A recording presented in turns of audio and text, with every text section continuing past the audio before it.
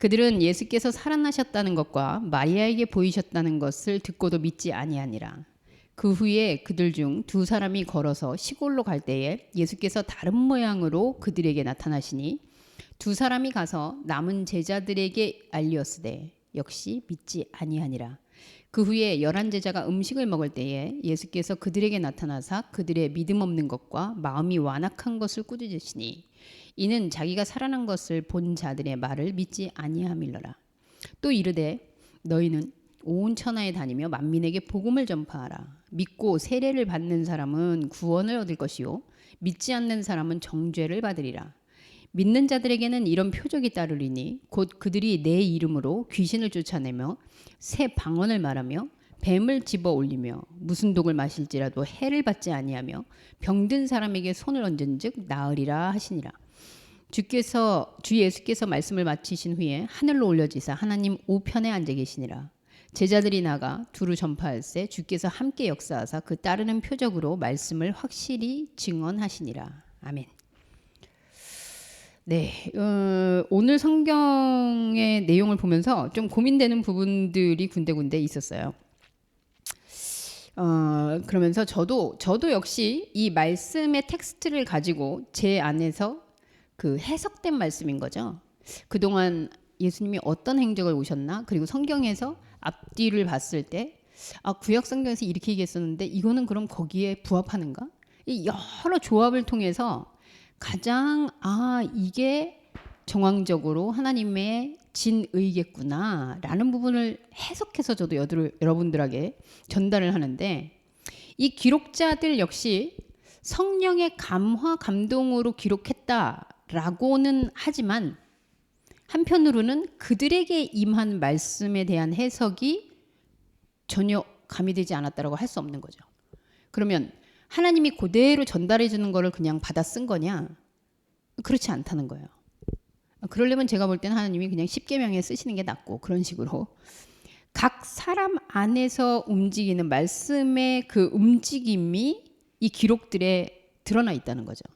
그래서 아마 그렇죠. 우리 병주님에게 하나님의 말씀을 쓰라 그랬으면 병주의 삶과 성격과 여러 가지 자기의 가지고 있는 소스들을 통해서 표현이 되었을 거예요.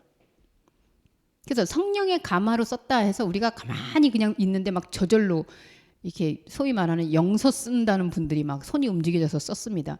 이런 식의 기록이 아니라고 한다면 이 말씀의 맥락을 보면서 마가는 무엇을 보았고 무엇을 기록했으며 그리고 예수님의 어떤 부분들에 대해서 지금 기록하고 있는 것일까 우리가 눈여겨봐야 된다는 거죠.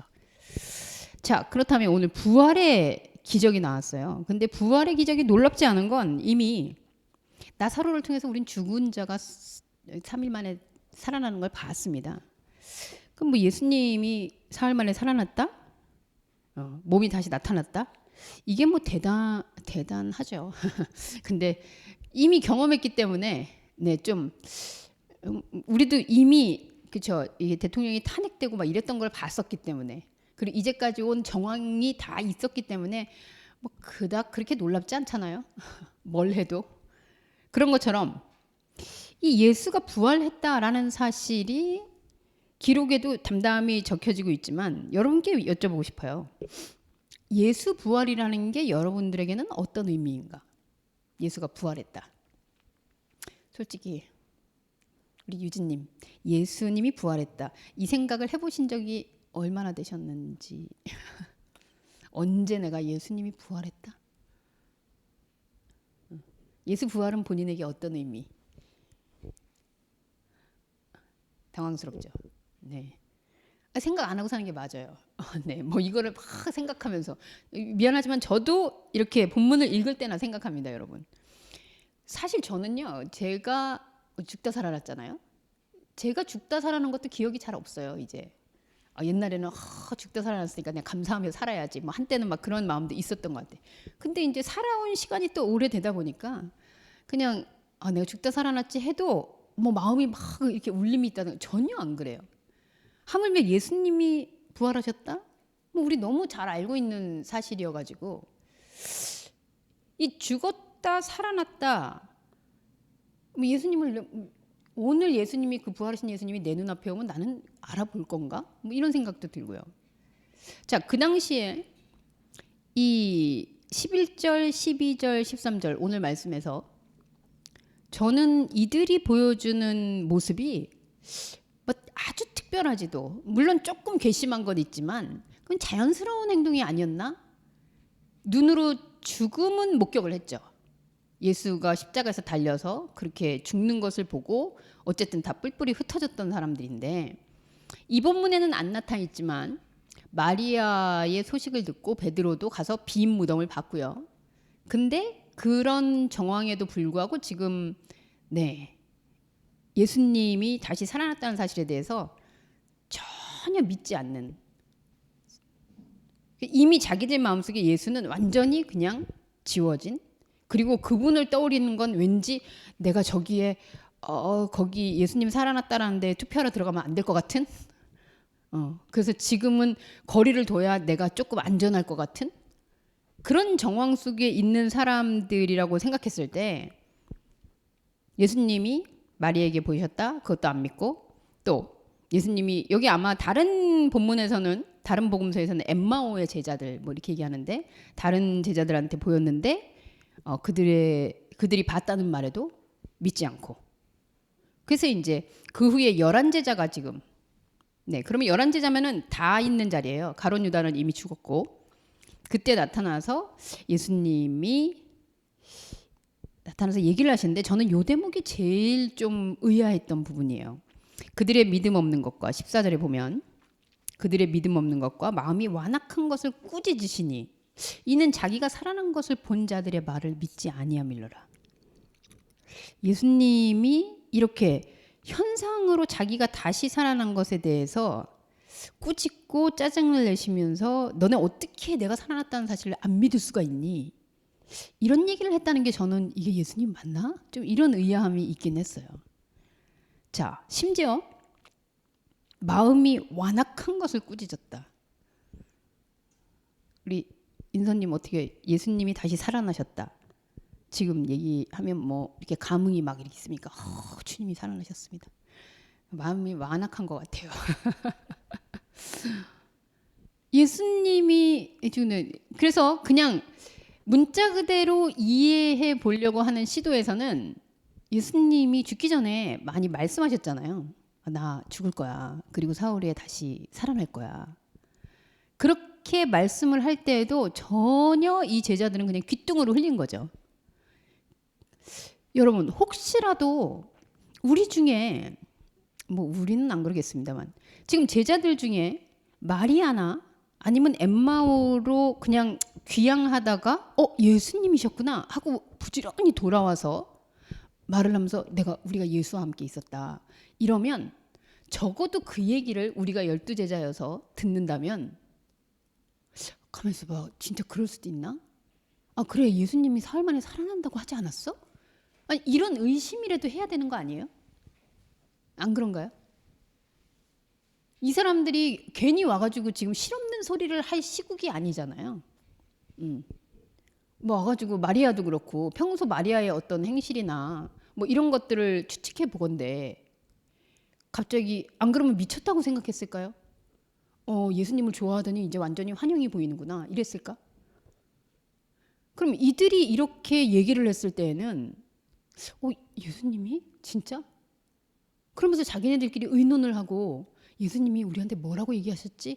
이럴 법하지 않나요? 이게 너무 제자들에 대한 기대인가요?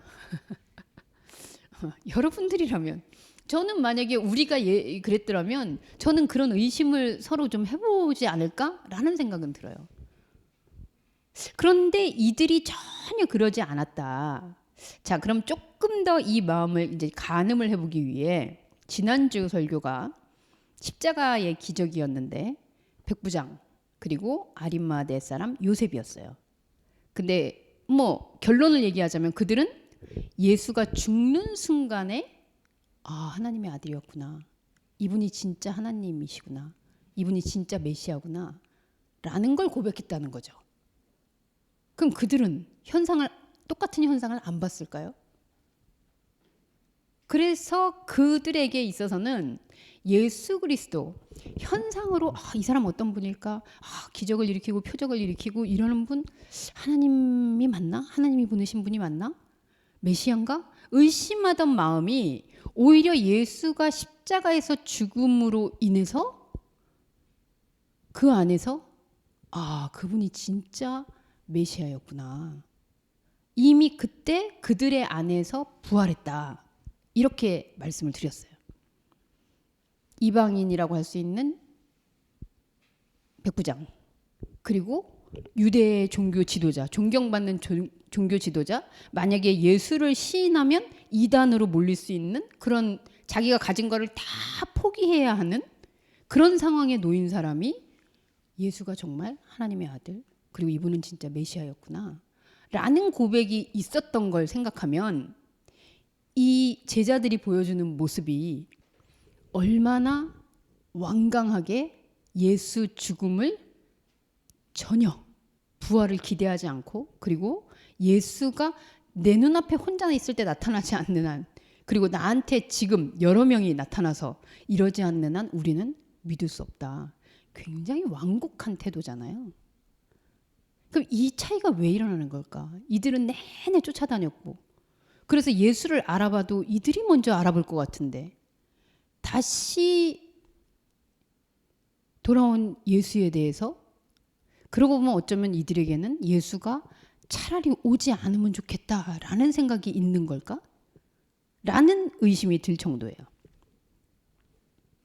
예수님이 사실은 니네가 마음이 완곡해서 이렇게 내가 살아난 것도 안 믿는구나 이렇게 얘기한다기보다는 이들의 모습 자체가 지금 그리스도를 대하는 모습이 이미 그 완강한 자기들이 그려놓은 그 프레임에 맞지 않는 예수는 얼른 지워져야 하고, 이들은 빨리 제사의 길을 찾아야 하고, 이들은 현실에서 얼른 다시 돌아가서 예수를 쫓아다녔던 것들을 후회할지도 모르겠어요.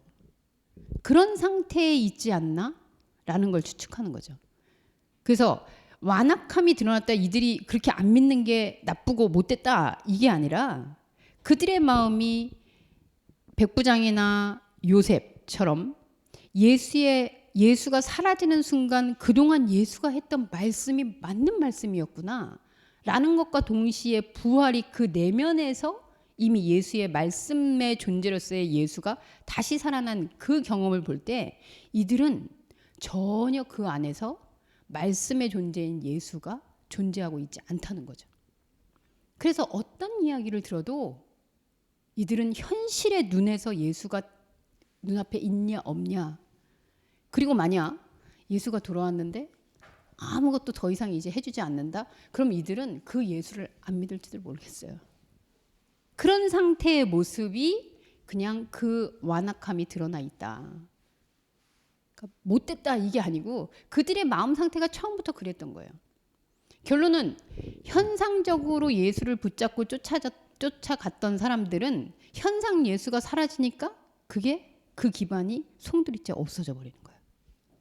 원래는 비유로 말씀하시는 모든 표적, 그것들을 보여준 예수가 표적을 보여주고 사라졌을 때 이게 그분이 말씀하시던 진짜 이런 거구나 라는 말씀의 움직임이 안에서 안 일어난다는 거죠. 글쎄요, 어떻게 비유할까요? 조금 이유를 하면 제 앞에 지금 꽃이 있습니다. 네, 지난주에 우리 민지가 그 콘서트를 하고 꽃다발을 많이 받았어요. 근데 저는 꽃 예쁩니다. 근데 이걸 쓰레기통에 버리는 건 제 책임이죠. 자, 그러면 이 꽃은 쓰레기통에 들어갈 거예요, 여러분. 그러면 이들이 쓰레기를 들고 왔습니까? 이 꽃을 들고 온 이유는 뭡니까? 민지님, 꽃은 왜 들고 갈까요? 축하해주고, 너와 내가 함께했어. 너 너무 수고했어. 그 격려의 마음이잖아요. 솔직히 우리는 여러 꽃다발을 보면서 좀 비교를 했습니다.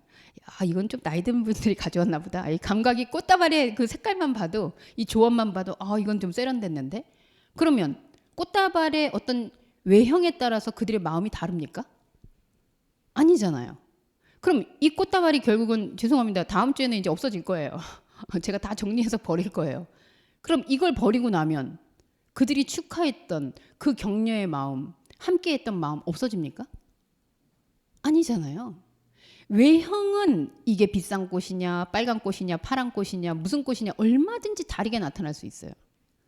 그런데 그들이 나에게 전했던 꽃을 통해 전했던 메시지는 남는다는 거죠. 그래서 기억해서 그 함께했던 마음과 메시지로 인해서 나는 격려를 받는 거지. 이 꽃이 어떠함과 이 꽃이 쓰레기로 갈 건데 이거는 왜 주나? 이렇게 되면 하나도 없는 거잖아요. 자, 이들에게 있어서 왜 예수가 남아있지 않을까? 이들에게 예수는 과연 누구였을까? 겉으로 보여지는 무언가가 없다면 이들에게는 예수가 쓸모가 없는 게 아닌가. 예수가 그동안 3년이나 있으면서 계속 말씀으로 내가 너희와 함께하고 있다. 하나님이 어떤 분이시다. 하늘나라는 어떤 나라다. 하나도 작동을 안 한다는 거죠. 예수가 사라지는 순간에. 한마디로 말씀이 전혀 심기지 않았다는 거예요. 그러니 심기지 않은 땅에 싹이 올라오는 건 이상하잖아요. 내가 이 꽃을 가지고 있다 쓰레기통에 버려도 그 꽃이 나에게 전달해 줬던 메시지는 남지만 애초부터 아무것도 없는 상태에서 그렇다고 꽃다발을 가져야 된다 이런 얘기 아닙니다, 여러분. 예. 예수님이 다른 모습으로 나타났다? 뭐 어떤 모습으로 나타났든 그들에게 말씀이 움직이면 흥미로운 것은 엠마오의 제자들이 예수와 함께 있는 동안 못 알아봐요. 그러다가 예수가 떠난 다음에 그분이 예수였구나. 뭐 때문에? 말씀이 겹치는 게 떠오른 거죠. 그들에게 그 시간 백부장이나 아리마대 요셉처럼 말씀이 작동한 거죠. 그분이 이렇게 그래 그 목소리 그 말 그리고 그 메시지 예수님이었네. 생긴 거는 못 알아봤는데 왜 못 알아봤는지 잘 모르겠어요. 예수님이 변신술을 썼는지 모르겠으나 그럼 오늘날처럼 예수를 대면에서 보는 현상으로 보는 세대가 아닌 우리들에게는 예수가 어떻게 부활을 증명합니까? 어떻게 예수의 존재를 우리는 압니까? 그게 말씀의 움직임이죠. 예수는 결국 그냥 쉽게 말하면 치고 빠지신 거예요.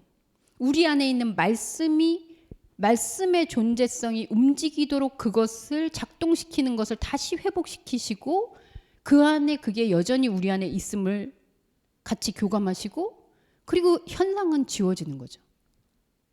그래서 그분이 승천해 버렸는데 올라갔으니까 이 마지막 본문도 어이는 없습니다. 네, 하나님 우편에 있는 걸 어떻게 보는 건지는 잘 모르겠습니다만 이런 상태예요, 여러분. 예수의 죽음과 부활은 결국 외부에 있는 게 아니라 우리 안에서 말씀이 작동될 때 말씀으로 존재하는 하나님, 그 예수가 우리 안에서 다시 살아나는 거죠. 그분의 말씀, 그분이셨구나. 그게 부활이에요. 자, 그렇게 이해를 한다고 했을 때 15절 너희는 온 천하에 다니며 만민에게 복음을 전파하라. 그러면 그런 전제를 가지고 있을 때 이 온 천하는 어디일까요? 우리 어떻게 밖으로 다 뛰어나갈까요? 만민 누구한테 먼저 가시겠습니까? 혜민님 만민에게 가랬는데 어렸을 때 선교지에 있다가 왔는데 만민 어디에 먼저 복음을 전해야 됩니까? 북한에? 어디? 아프리카? 어디? 뭐 해외는 못 가니 그러면 농어촌? 어디로 가야 됩니까? 그런 만민이 아닌 거잖아요. 예수가 그렇게 외부의 세계에 있는 존재로 있다고 생각하고 있는 그 나이에 말씀이 작동되는 그 지점이 아닌 그걸 둘러싸고 있는 모든 것, 그게 만민이잖아요. 내 안에서 전해야죠. 내 안에 천하라고 생각하는 그 세계가 하나님이 그런 세계였구나. 아하 하는 동안에는 모든 나의 지식, 모든 세계, 모든 것들이 그리 안으로 수렴돼서 그분이 예수구나. 이게 전파예요. 이걸 들고 나가가지고 어디 전파해야지. 뭐 해외 나가야지. 해외는 여행을 가세요, 여러분. 전파하러 가지 마시고. 내 안에 있는 천하, 그 세계에서의 이 전파가 되면 거기에 구원이 따라오거든요. 자, 굉장히 중요한 메시지인데 16절이에요. 16절 같이 읽겠습니다. 시작. 믿고 세례를 받은 사람은 구원을 얻을 것이요 믿지 않는 사람은 정죄를. 그대로 하면 그냥 우리는 네, 아멘, 주님 믿습니다. 여러분, 믿고 세례를 받는 사람은 구원을 얻는다. 여기 내용이 없어요. 뭘 믿고? 영현님, 믿고 세례를 받은 사람은 구원을 얻는다. 아멘이십니까? 네, 뭘 믿습니까? 여기 뭘 믿으라는 겁니까? 믿고 세례를 받은 사람. 이거 뭐 갑자기 우리 세례 받았잖아요. 그럼 나는 세례 받았으니까 목회자 자녀니까 나는 구원 받은 거 맞습니까? 네. 의미심장한 그 미소, 부처님처럼 자애로운 미소는 뭡니까? 믿고 세례를 받은 사람은 구원을 얻는다. 믿지 않는 사람은 정죄를 받는다. 자, 뒷부분부터 한번 얘기해 볼게요. 여러분, 모든 종교는요. 기독교도 만약에 종교라고 한다면 모든 종교는 정죄의 프레임에 매여 있어요. 정죄. 정죄가 뭐죠? 죄와 벌. 죄냐? 그러면 벌 받아야 된다. 선하게 살았냐? 그러면 복 받아야 된다. 잘했냐? 못했냐? 천국 가냐? 지옥 가냐? 속세냐? 극락이냐? 모든 종교는 예외 없이 이 정죄의 프레임에 묶여 있어요. 그죠? 뭐 기독교도 많이 얘기하잖아요. 뭐 불신지옥, 네, 예수천당. 근데 정말 기독교도 다른 종교처럼 그냥 그 정죄에서 그래서 우리는 죄를 지었어도 예수 믿습니다 해서 우린 천국 간다. 이런 논리로 우리는 천국을 가는 걸까요? 여러분을 자꾸 믿음을 흔들어서 죄송해요. 이 모든 정죄의 프레임 분명하게 얘기하지만 기독교, 종교로서의 기독교가 아니라 예수 그리스도, 예수의 부활 사건은 우리로 하여금 모든 종교가 가지고 있는, 인간이 가지고 있는 이 종교심의 정죄의 프레임에서 완벽히 탈출하게 해주는 사건이에요. 예수의 다시 살아나심이라는 거는 우리로 하여금 더 이상 잘했냐 못했냐, 너는 얼만큼 뭐 선을 행했냐, 남한테 원수를 뭐 사랑했냐 안 했냐, 이런 거의 프레임에서 전혀 상관없이 다른 차원의 구원을 우리한테 준다는 거죠. 그래서 이 정죄에 대한 것이, 그래서 나중에 사도 바울이 얘기하잖아요. 기근이나 뭐나 어떤 것에서도 그리스도의 사랑에서 끊을 수 없다. 왜냐면 이 사랑은 여기 있는데 이 안에 있는 판, 여기에는 그 정죄의 프레임이 있는 게 상식이에요. 이 정죄의 프레임은 안 없어질 거예요. 모슬렘이 됐던 불교가 됐던 뭐가 됐던 인류 역사가 지속돼서 종교가 있는 한 안 없어질 거예요. 그런데 기독교, 아니 예수 그리스도의 십자가와 부활의 사건은 이 정죄의 프레임에 갇혀 있는, 그래서 율법을 지켜야만 하나님의 자녀가 될 수 있는, 하나님의 자녀가 돼야만 천국에 갈 수 있다는, 그리고 죄를 지면 지옥에 간다는 이런 상대적인 정죄의 프레임에서 완전히 다른 세계로 우리를 이동시켜 준다는 거죠. 그래서 거기에는 이 상대적으로 비교하는 세계가 있을 수 없는 구원이에요. 여기서 얘기하는 구원이 그 구원입니다, 여러분. 그래서 믿고 세례를 받, 세례의 의미가 뭐죠? 물에 빠졌다가 나오는 거잖아요. 일어나는 거잖아요. 그러면 물에 빠져서, 물에 빠진다는 거는 세상에 잠겨 있는 건데 우리가 그냥 인간적으로 살고 있는 게 이 세상에 잠겨서 같이 살고 있는 그 정죄의 프레임에서 살고 있는 사람들의 모습이에요. 근데 거기에서 우리는 건짐을 받아서 더 이상 그 물에 빠져 있는 상태가 아니라는 거죠. 그 상태로 와 있다는 거예요. 그런데 믿지 않는 사람, 뭘 안 믿어? 이 내 안에서 말씀의 움직임으로 예수가 부활한 상태가 안 된다면, 지금 제자들의 상태가 그거죠. 예수가 눈에 보여서 살았냐 죽었냐가 아니라 예수가 있든 없든 내 눈에 보이든 안 보이든 그분의 말씀의 존재로서 우리 안에서 그 움직이는 운동력으로 그분이 내 안에서 부활하지 않았다면 그게 믿음이 없는 상태예요. 그러면 우리는 계속 정죄의 프레임에서 여기 나오잖아요. 정죄를 받으리라. 스스로 정죄를 계속 하면서 살게 되는 그 프레임을 못 벗어난다는 거예요. 예수가 우리 안에서 그리스도로 부활하지 않으면 그 부활이 없다면 우리는 계속 그 판을 맴돌고 있는 거예요. 그래서 이거 잘했나? 하나님한테 내가 못 보였나? 이거 안 되는 거 보니까 이거는 가지 말라는 건가? 이건 하라는 건가? 여러분 우리 위정자들을 위해서 얼마나 기도합니까? 교회가. 하나님은 왜 기도를 안 들어주시는 걸까요? 그런 세계가 아니라서 그렇다는 거예요.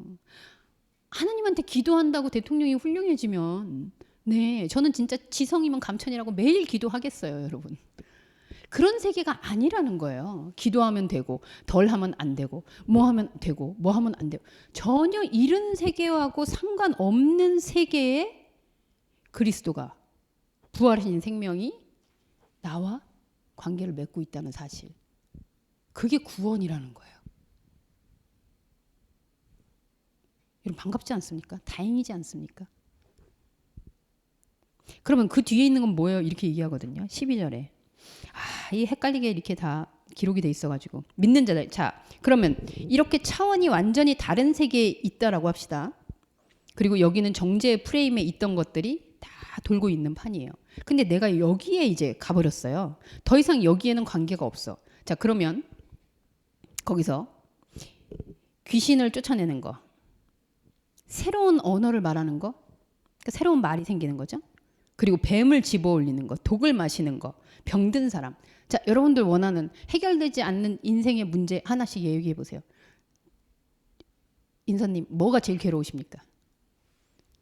뭘 해결하고 싶으십니까? 와, 너무 많아? 뭐 생각나는 게 없어. 이 아티교회들은 이게 문제예요. 자, 민지님, 뭐 해결해야 됩니까?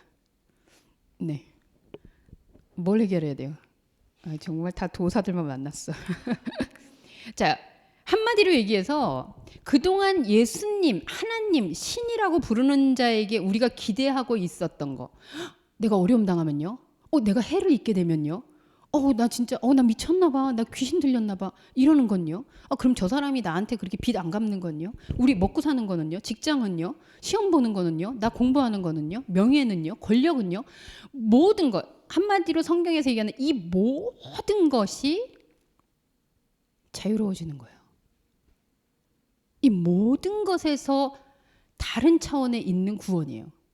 그게 표적이라는 거예요. 근데 표적을 뱀에 물렸으니까 근데도 나 안 죽어. 독을 마셨는데도 독 먹어도 안 죽어. 이런 얘기가 아니라 지구상에 그리고 인생을 살아가면서 인간이 겪을 만한 그리고 신이 해결해 좀. 저는 예전에 이런 기도도 했어요. 버스 탈 때마다 하나님 저 오는 버스에 자리가 있게 해주세요. 그 자리가 없어. 그럼 서 있으면서 하나님 이 사람 빨리 내리게 해주세요. 그러다가 내리면 아멘 막 이러고 앉았어. 아니 내가 지금 생각해보면 진짜 내가 뭘 했던 건가.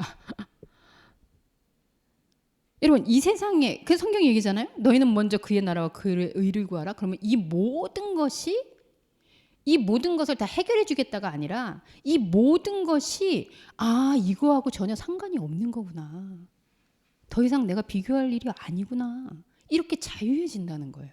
그게 완벽한 구원이에요. 매일 주문 하나씩 해가지고 오늘은 독 먹고도 안 죽게 해주세요. 오늘은 뱀에 물렸지만 살려주세요. 오늘은 귀신 들렸지만 쫓아내주세요. 오늘은 병 걸렸지만 고쳐주세요. 이렇게 주문을 외우는 그 세계에서 하나씩 건진받는 구원이 아니라 이 모든 것하고 완전 다른 판에 있는 구원이 우리 안에 있게 되는 거죠. 무엇으로? 그리스도의 우리가 바라던 그런 것들을 해결해 주는 예수가 아닌 십자가에 죽고 그 안에서 말씀으로 움직이는 얼굴을 보냐 안 보냐 고쳐줬냐 안 고쳐졌냐 전혀 이런 것과 상관없는 말씀의 존재인 예수가 내 안에서 움직이는 거예요. 그게 부활이에요. 전혀 다른 차원이잖아요. 세상 일이 해결된다는 믿음을 가지면 진짜 해결된다. 이 믿음의 내용이 만약에 내가 믿기만 하면 하나님이 다 주신다. 이런 믿음이라면 여러분 그거는 저는 뭐 이게 나쁘다 좋다 소용없다 이런 얘기가 아니고 그거는 그냥 신념으로 가지세요. 하면 된다. 할 수 있다. 여러분 하세요. 하고 싶다. 하세요. 잘 안 된다. 안 될 때도 있구나. 뭐 포기도 하세요. 근데 이게 하나님하고 나하고의 관계에 뭔가가 있냐? 전혀 없다는 거예요. 1도 없다는 거예요. 우리의 구원을 해칠 수 있는 근거가 하나도 없다는 거예요. 구원은 예수 그리스도, 부활하신 그리스도와 내가 말씀의 교감으로 지금 여러분들이 구원받고 있는 상태인 거죠. 이 말씀이 들리고 있잖아요. 이 말씀을 나누고 있잖아요. 이게 여러분들이 구원받다는 표적이에요. 안 그러면 우리 여기서 지금 이렇게 말씀 나누지 말고 주여 삼창 하면서 여러분 외치셔야죠. 그리고 우리 막 달려 나가야죠. 나가서 전도해 와야죠. 그런 게 나쁘냐 좋다 저는 그런 거 판단이 아닙니다, 여러분. 우리가 어디에 포지션이 있느냐. 부활하신 그리스도가 내 안에서 있다. 그래서 아리마대 요셉처럼 시체 주세요. 자기 뒷 백그라운드 이거 생각도 못하고 바울 자기 어떤 포지션인지도 모르고 그냥 예수 말씀을 같이 나누고 이렇게 되는 거잖아요. 완전 다른 차원의 구원이 예수 그리스도가 여기에서 죽고 살아나는 순간에 우리는 그 부활의 구원을 누린다는 겁니다. 그러니 예수님이 이렇게 되지 않는 이들을 보면서 그게 완악함이구나. 그게 완고함이구나. 내가 아무리 현상에서 밥을 먹여주고 아무리 뭘 해도 얘네들은 끄떡이 없구나. 못돼서가 아니라 우리의 현상의 속성은 그런 거예요, 여러분. 그래서 나는 왜 이럴까? 이게 아니고 이미 이거를 듣고 있는 여러분은 그 다른 차원의 구원을 경험을 하고 있는 공동체인 겁니다. 교회는 그걸 위해서 모이는 거고요.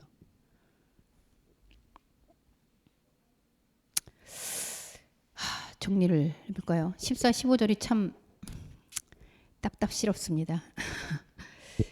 14, 15절은 이게 뭐 그 학자들에 있어서도 좀 난해 구절이다 이런 표현도 있는데 저는 조금 더 강경하게 얘기하면 이건 사족이 아닌가 이런 생각도 들긴 해요. 예수께서 말씀을 마치신 후에 하늘로 올려지사 예수님이 결국은 어떤 존재냐 했을 때 말씀하시는 존재예요. 그래서 이 말씀이 움직여야 되는데 이들에게는 하나님 우편에 앉으신 것이 또 보입니다. 그리고 나가서 두루 전파해요. 이게 이들 안에서의 하나님의 세계의 전파이기를 저는 바라요. 그리고 표적이 따른다라는 것은 지금 앞에서 얘기한 더 이상 독을 마셨냐? 해로웠냐?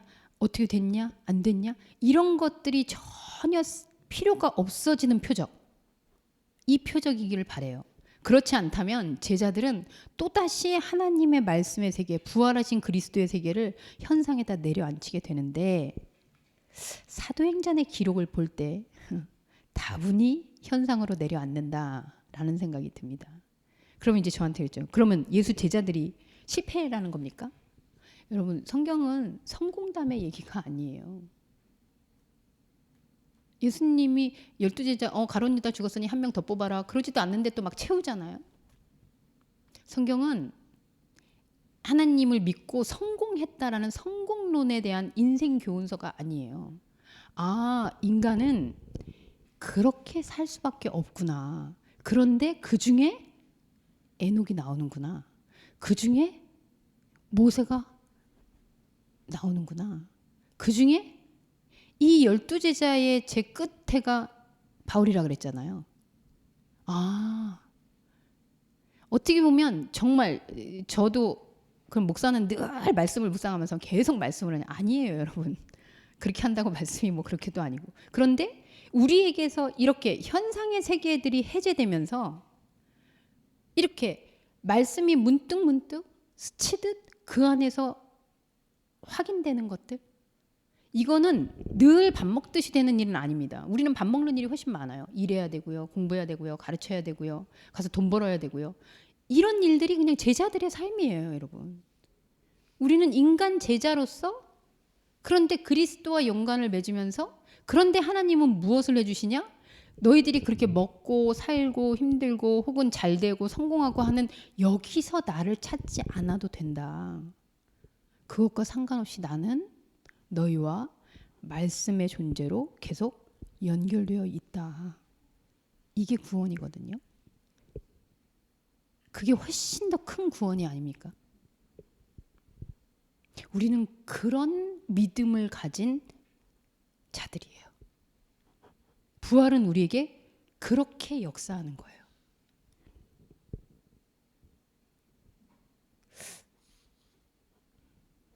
구원에 제가 너무 흥분했어요. 죄송합니다, 여러분. 여러분의 표정이 요즘 목사님 왜 저러시지? 막 이러는데 이 기적을 계속 얘기하다 보니까 제가 정말 이 예수의 답답함에 같이 매몰돼가지고 네.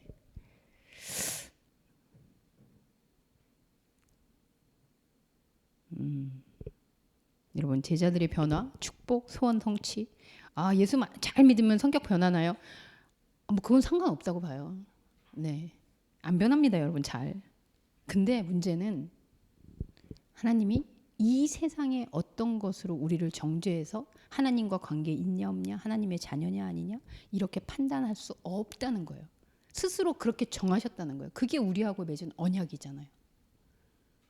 그렇다면 저는 하나님 말씀에 더 붙잡고 내가 이 삶을 그게 뭐 우리가 유지한다고 유지가 되나요? 과거에도 제사를 드렸죠. 제사가 뭘까요? 죽음을 보는 거예요. 우리가 어린 양이라고 하고 우리가 제물이라고 하는 그 내 대신 죄를 졌다라고 우리가 비유해 놓은 그게 죽는 거예요. 근데 뭘 받아요, 하나님이?